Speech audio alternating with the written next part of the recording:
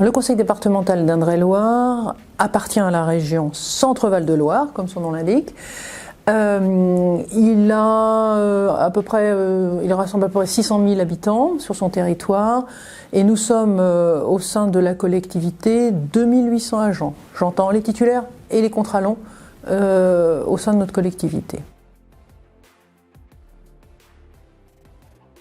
L'employabilité des agents n'est pas la même que lorsque j'ai pris mes fonctions il y a bien longtemps, tout au début de la décentralisation. Et je pense que les collectivités ont beaucoup œuvré pour améliorer les conditions de travail des agents et permettre par tout moyen, des moyens simples, des moyens matériels, c'est-à-dire la mise à disposition de véhicules, des locaux adaptés à la réception du public. Un énorme effort a été fait par le département d'Indre-et-Loire, mais je le sais par beaucoup de collectivités qui étaient en relation directe avec des usagers, comme nous le sommes avec la prégnance de nos compétences sociales. Après cet effort significatif, qui a aussi pris des formes diverses telles que veiller aussi à la sécurité des agents, tout ce qui peut concerner les EPI pour les agents des routes, pas simplement le secteur social, eh bien, on s'est aperçu aujourd'hui, l'employabilité, me semble-t-il, passe par une plus-value qui convient de travailler, alors avec des partenaires qui veulent bien nous y aider, une employabilité, comment dirais-je, sur un plan d'attractivité des métiers de la fonction publique territoriale. La fonction publique n'est plus aussi attractive qu'elle pouvait l'être quand moi j'ai été recrutée. On doit donc faire un effort pour montrer qu'on existe et montrer qu'on fait des choses intéressantes. Et puis nous avons en Indre-et-Loire une problématique particulière qui est notre pyramide des âges. Donc on travaille maintenant sur après avoir travaillé, je l'espère, de façon complète, mais évidemment toujours à renouveler sur le matériel, les moyens matériels, on doit maintenant travailler sur le qualitatif, se faire connaître, se faire apprécier et rendre nos collègues fiers d'exercer leur métier et j'allais dire avec en faisant attention à l'autonomie que sollicitent souvent les collègues les plus jeunes qui ont véritablement le souhait d'avoir la plénitude de leurs fonctions et de ne pas être entravés par une hiérarchie qui pourrait ne pas leur apporter en tout cas leur sens de plus-value. Donc c'est une véritable gageure qu'on a à relever. Nous avons une difficulté particulière, en tout cas une caractéristique particulière en Indre-et-Loire, c'est d'avoir une pyramide des âges élevée, plus élevée que celle des collectivités de notre strate. Et c'est cet état de fait qui nous a fait avoir besoin d'une aide et d'un regard extérieur pour traiter cette question-là. Le simple temps qui passe ne pouvait pas permettre de résoudre le mur devant lequel nous nous trouvions et par conséquent on s'est dit qu'il convenait de ne pas trop attendre pour que des solutions puissent être trouvées en concertation et ne pas désespérer les équipes qui voyaient leurs collègues nombreux partir à la retraite sans possibilité souvent d'avoir un tuilage et avec parfois des états physiques qui faisaient que la fin du parcours n'était pas réalisée dans des considérations, dans des façons de faire optimales. Par conséquent, voilà, il y avait le bien-être au travail des agents qui étaient proches de la retraite et puis aussi le bien-être général de toutes les équipes vu l'importance du phénomène pour nous dans certains secteurs. L'approche des équipes de reliance était intéressante parce qu'elle alliait à la fois la sécurité des données. Vous nous avez demandé nos données, vous avez pris le temps de les vérifier et pour nous ça a été un gage de sécurité et parallèlement et surtout vous ne vous en êtes pas contenté. C'est-à-dire qu'au-delà de ces éléments chiffrés qu'on a pu vous donner, sur lesquels vous avez travaillé, vous avez couplé cette démarche-là avec une approche agent, avec une approche et des rendez-vous pris nombreux avec l'encadrement et avec les agents eux-mêmes qui m'a semblé véritablement la marque de fabrique. C'est-à-dire que je ne m'attendais pas que vous accordiez autant d'importance à l'écoute des collègues et ça vraiment d'abord ça a été très bien su par le collectif des agents auxquels vous vous êtes adressés et cette dynamique-là elle est venue ensuite nourrir vos analyses et vos commentaires et finalement cet équilibre-là il n'était pas si facile à trouver et je pense que Ça crée une dynamique sur laquelle on va prospérer ensuite pour la mise en œuvre. Cette présentation-là, qu'il a fallu qu'on prenne le temps ensemble, et vous nous y avez aidé, de se rendre familier à la présentation et parfois voilà, à des connaissances un peu statistiques que nous n'avions pas. Eh bien, une fois ceci assimilé, cela nous permet tout de suite d'être dans le vif du sujet, de pouvoir décliner les propositions qui vont être mises en œuvre de façon opérationnelle, avec des focus et une priorisation possible par direction ou par catégorie d'emploi. C'est-à-dire qu'on a quelque chose, on a un document, j'allais dire, qui est effectivement prêt à l'emploi.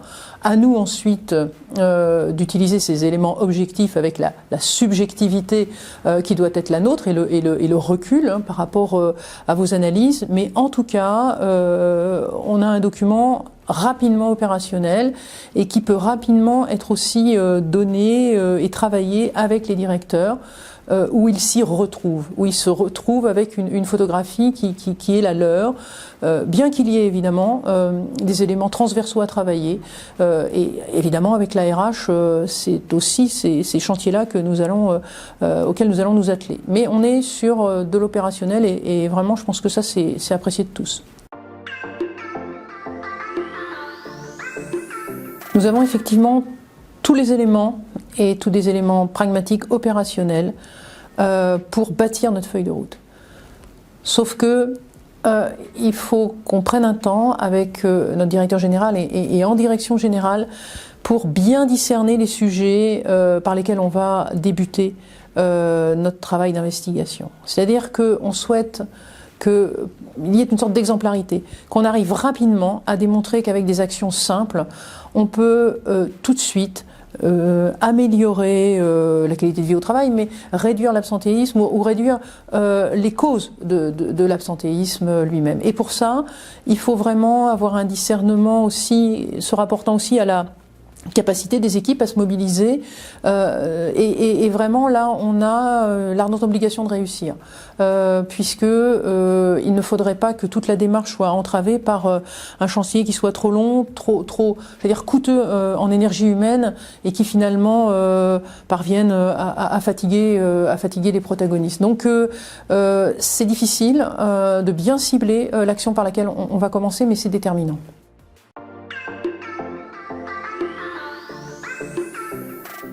On a la nécessité dans les collectivités territoriales effectivement de rendre acteurs de la gestion des ressources humaines, évidemment garantir l'expertise RH, rendre acteurs les chefs de service, les managers, mais aussi, j'allais dire, les agents eux-mêmes. C'est bien les agents eux-mêmes, et si ces trois catégories d'acteurs autour de la gestion des RH se mobilisent chacun à sa place, c'est le gage de la réussite d'une meilleure employabilité. C'est-à-dire que l'agent lui-même doit être acteur de son parcours professionnel, en faisant des propositions, en sollicitant le service formation, en étant curieux des passerelles et des possibilités qui lui sont offertes. Dans une grande collectivité comme la nôtre, par exemple, la mobilité peut être facilitée par les nombreux métiers que nous rassemblons. Et évidemment, bien sûr, le rôle des managers experts, le rôle des managers métiers est aussi à travailler et nous le faisons actuellement au Conseil départemental d'Indre-et-Loire par le biais d'une accaparation commune de la procédure de recrutement. C'est-à-dire que la procédure de recrutement ne doit pas être une fonction RH, mais doit être partagée pour être réussie. Et voilà par quel bout, j'allais dire, nous prenons les choses. Pour que les recrutements soient réussis, il faut que le manager, au-delà de la rédaction de la fiche de poste, eh bien, soit vraiment partie prenante. Et ça, c'est vraiment un des enjeux de notre DRH, que d'y parvenir. On ne doit rien en remettre quant à l'expertise de la RH, parce qu'il ne s'agit pas de s'improviser DRH dans chacune des directions opérationnelles. Pour autant, le partage de la fonction est indispensable, comme d'ailleurs de l'ensemble des fonctions logistiques.